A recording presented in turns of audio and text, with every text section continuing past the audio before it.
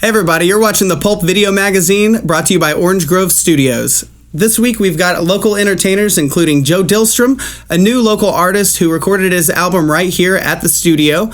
And he also has some new info coming up. We've got upcoming shows and events from around the area. Right now, Jessica is going to interview Joe Dillstrom so you guys can see what he's all about and some influences behind his new album. Hello.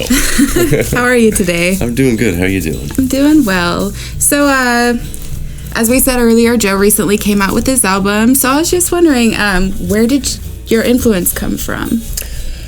Well, it's a collection of 10 songs that I've kind of lived with over the past 2 years or so, and through that period I just kept writing and writing with no real clear goal in mind as to what they would be, but things kind of came into place and I realized that I sort of narrowed it down to these 10 being the ones that live together the best, and then we just kind of went from there, Did you enjoy your experience working here at the studio? What was the best part of it for you? Yeah, honestly, the best part was the whole thing. I mean that sincerely. Donnie and I just had, first of all, we had a lot of fun, but two, we really, I think, got some really solid performances, and it's just a very easygoing kind of, we settled into kind of a nice working routine, generally early on Sundays, just to capture the vibe in the music itself. And let's see, I'm rambling at this point, but we had a really, really solid time, and then just the whole team and everybody else, everything that we've been able to do with it has just been something of a dream come true for me, so I couldn't be happier. So off your new album, which song is your favorite?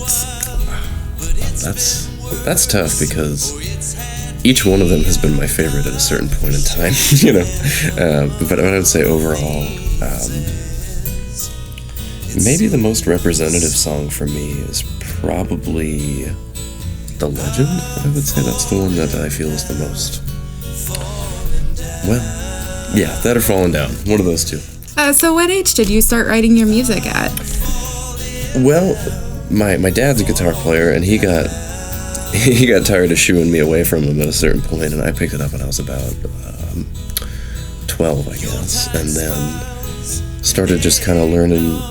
I had no real intention to write at that point in time, but then within about 2 years or so, I was sort of writing, the inklings of songs, and then, I don't know, around 14 or 15 is when I started to have the explicit goal of writing songs, and then I wrote a ton of bad songs for quite a few years, and then eventually they started smoothing out into decent ones, so. At the beginning of your music career, were you in a band, or? Yeah, I sort of played in and out of a couple of different rotations of friends and different groups, different projects that they had, and just one thing or another, I think we were all kind of around the ages where we were feeling ourselves out musically, and that kind of did it. But at a certain point in time, it was just literally the easiest in terms of setup and all that to just do solo acoustic stuff, and songwriting was always kind of my main goal, and so that kind of worked out that way for me. So how did you come up with the name Revolving Doors? Well, it's kind of, Revolving Doors refers to the songs themselves on the one hand, because the function of a song is to take you inside of an experience and then back out again.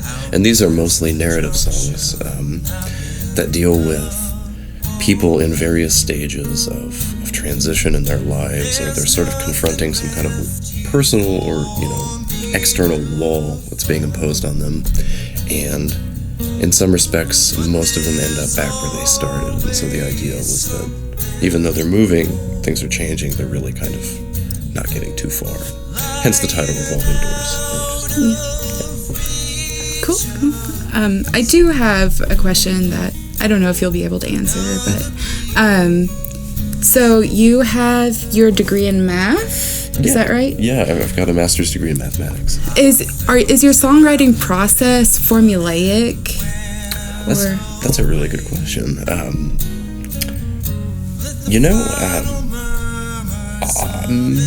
Not on a conscious level. Without without sort of spooking it, I think the way it kind of happens is I'll be playing and I'll get some kind of idea or some kind of intuition. Something, a little light will go off in my brain. And then, like, at that point in time, I try to just get myself... Rather, I try to not impose myself on it as much as possible and just let it tell me where it wants to go. And all the while, I'm kind of making little conscious adjustments. And so I think maybe in that respect, that's where the logical... That part of the brain is more going, oh, nope, more natural key change. Like little craft things along the way. But no, mostly it's kind of following your intuition, but in a guided kind of sense. And it's kind of like mathematics in that respect, because you're using your intuition and your sense of, just deductive logic to solve problems, except with songwriting, you're doing this in terms of creative problems, That's a really good question, though. Hard to answer. Yeah. Who were your influences going into music? Oh, they've kind of changed over time. When I was younger, one of the big kickers for me was discovering Bob Dylan, of course, and I was, especially the age that I was at, it was just like, who is this guy? And then as far as like influences around that time period, Tom Waits' first album, Closing Time, which is probably the most unlike what people expect of Tom Waits, but very kind of conventional singer-songwriter, but beautifully written. Neil Young actually was probably the biggest one of all. And then, as time went on, I discovered early rock and roll and kind of incorporated that into my sound. So it's kind of changed over time, but I mean, I would say overall, Neil Young and Bob Dylan are kind of the outer layer. Then like Fats Domino and Chuck Berry and and Hank Williams. Hank Williams was an enormous influence for me. And then a couple of literary influences, like the short stories of Chekhov were big on this album. And the way that Don DeLillo writes prose has really influenced the way that I write lyrics. Those are kind of the big ones. So tell us about your release show. Well, it's going to be happening Thursday, June 15th at 10 p.m. And we're going to just have a grand old time. Paul Spencer Nix is going to play a set, and might have hopefully one or two more acts that'll be on the bill. And then I will be playing or performing the album and a couple of new songs. And we'll have physical copies available for $5, CD copies, I should say, of the album. And it's going to be a good time. I'm really looking forward to it. It's going to be fun. If you're not there, you're a square. Thanks for coming to interview. We're going to cut to some live music. 1, 2, 1, 2, 3, 4.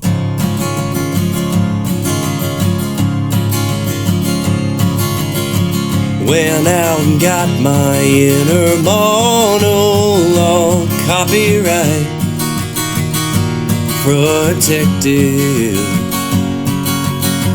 just in case anybody says my thoughts on my own, they can forget it. I wish I spoke in a language you could hear, or a code that could compress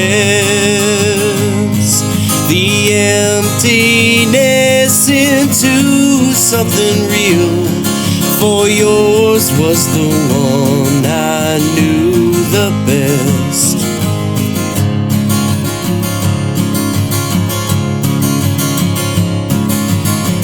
Now and then I look out on a night that has already passed, traded in for daytime and a million more things beyond my grasp.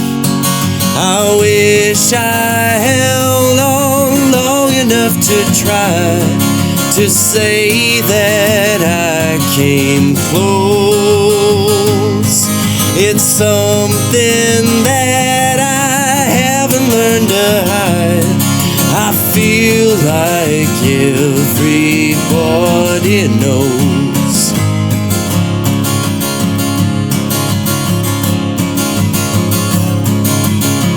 If you could tell me who to send this to, I'll be on my way. Never been a natural, but I've acquired some kind of fallen grace. I wish I knew just what I was doing, could find the words inside. In case you want to look upon a ruin, here's a postcard from a long decline.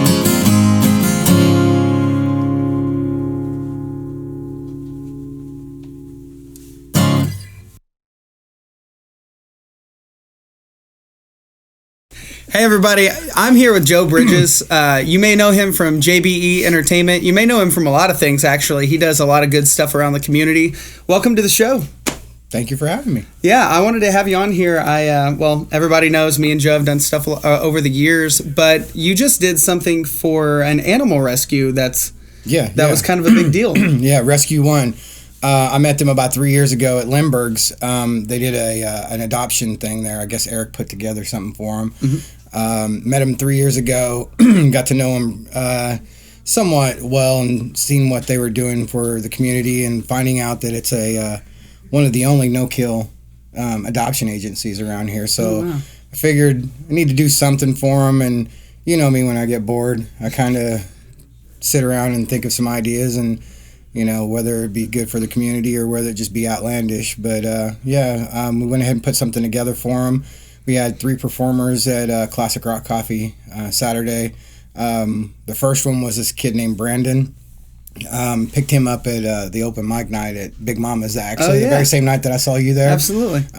Picked him up there. Last family-friendly open mic in town, I think. Yeah. It's actually a pretty good thing. It allows people to be able to get in and get involved and do something to, instead of going to like the Outland or Lindbergh's and feeling a big pressure. Mm-hmm. They kind of feel like they've got their family there and got a little more support with it. But I picked up that kid and he performed.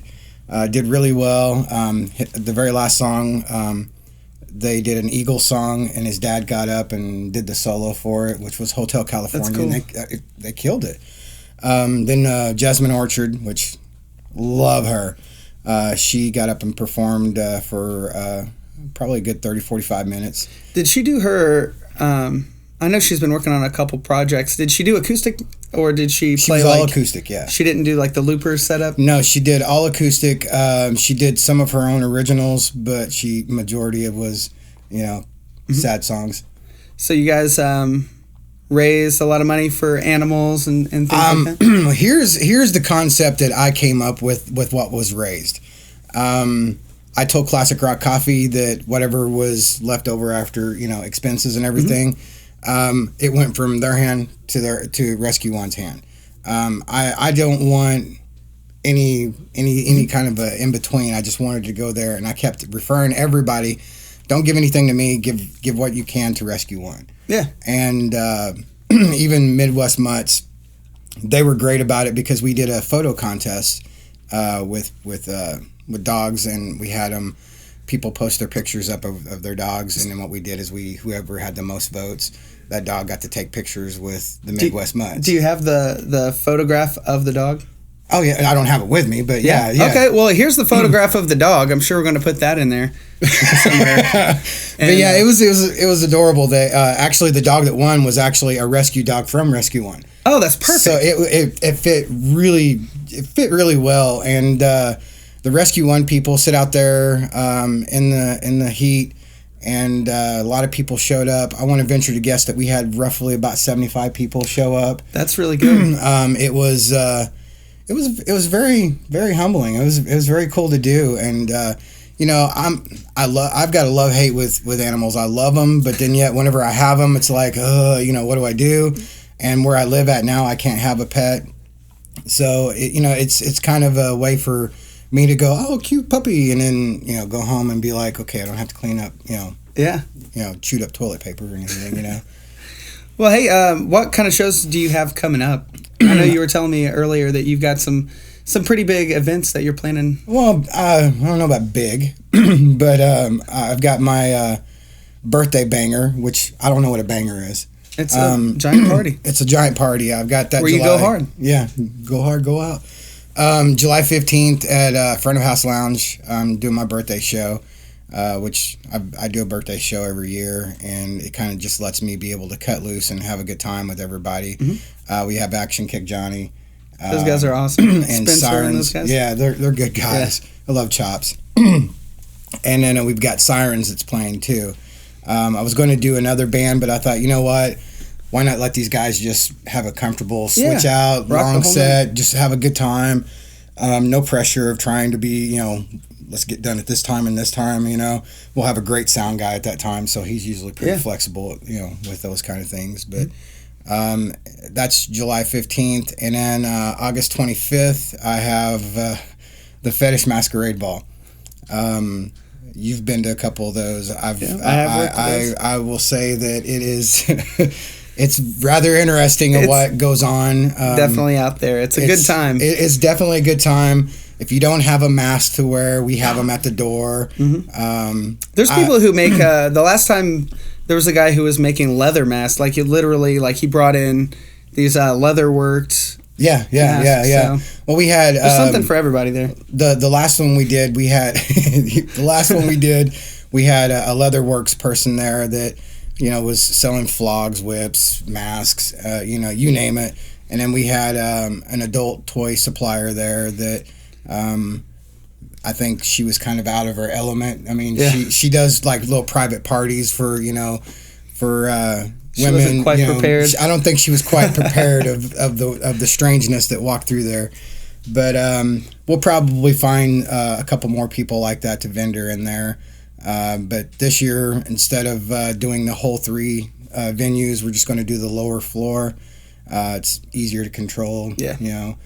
We'll probably have pretty close to 300 people in there like we did last year. That was a really really good turnout. That was that show was basically me being kind of a bitter person. Really, the whole time? I was kind of upset. No, before I even started doing the show, I was kind of upset and just kind of wondering where I'm at in life, what I'm doing, and I wanted to do something that just kind of shocks everything. You know me, I love definitely did that. I love anything that from industrial shows to whatever, anything that gets a shock factor, and.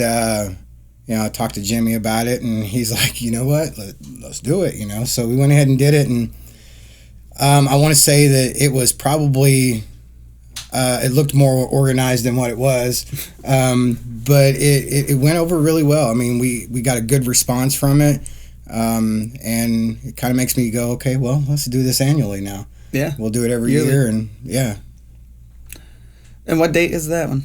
It's August 25th. August 25th. Mm-hmm. So that's not. It feels like it's not coming up that quick, but that'll be here before you know it. Yeah, because we're here during the summertime. I was thinking about doing it for my birthday in July, but July is kind of the time when you're battling against everybody going to the river, creeks, and whatever else. They a lot of people are on a budget. They look at, I've got $25 that I want to do something this weekend. What am I going to do? They could take $10, put in the gas, 15 to go to drinks and go out to the lake and take their kids and do something. Yeah. So July is really kind of a hard one to kind of plan something like that for. August is a little bit better because it's toward the end of August. Everybody's kind of getting wound down and getting ready to go back to school. So, I'm pretty sure that a lot of the college students will be, coming back into town at that time, which, that's 10,000 people in our town, just that alone. But I've been talking with the rickshaw people. Mm-hmm. I've been talking with them because when we do the fetish shows, a lot of the people that come dressed, don't want to have to walk downtown. Oh God, yeah, because some of the things that they wear, you can very revealing. Very revealing, and it's still August, so it's still hot. They're not going to wear an overcoat. Mm-hmm. So we talked to the rickshaw people, and we're going to try to suggest people to park in a certain area, and the rickshaw people are going to make them a deal to be able to take and wheel them right to the spot. That's great.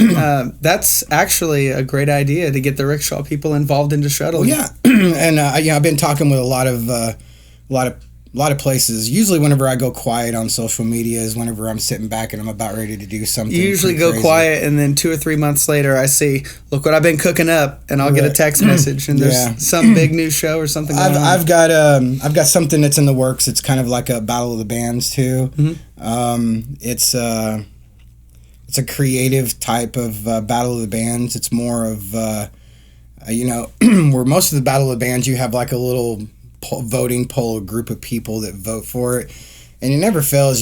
When you have somebody that does something like that is rating or judging a band, you're going to have some kind of a band that's upset about it. They're going to be pissed off because one of the person that's in there they didn't care for, they don't get along with, or something. There's always going to be some kind of an issue whenever it comes to judging or voting. So I came up with a creative way of battle of the bands to where it leaves it to the work of the band itself. Okay. So that's about the only details I could give out for it. I'll be looking forward to that. When do you have a window of time that you're thinking about doing that one? That one I'm leaning toward September-ish. Actually, August, September is what I'm leaning for that.